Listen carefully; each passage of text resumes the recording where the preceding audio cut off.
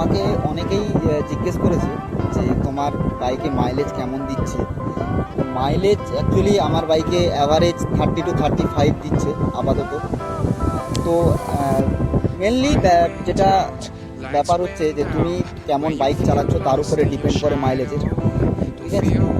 আর কিছুই না। আর যেটা মেন ব্যাপার হচ্ছে এখন তো E20 এসে গিয়েছে, ম্যান্ডেটারি হয়ে গিয়েছে। বাট তুমি যদি XP95 বা কোনো পাম্পে যদি পাওয়ার পেট্রোল পাও, তুমি যদি ইউজ করো, তুমি পাওয়ার পেট্রোল বা XP95 যদি ব্যবহার করো, তাহলে হয়তো মাইলেজ একটু আপ হবে। আমি অ্যাকচুয়ালি ওটাই ব্যবহার করি, তো তার জন্য আমার 35, 38, মিনিমাম 40-র কাছে চলে যায় মাইলেজ। তো এরকম কোনো ফিক্সড নেই যে 30 to 35-এর মধ্যেই আছে।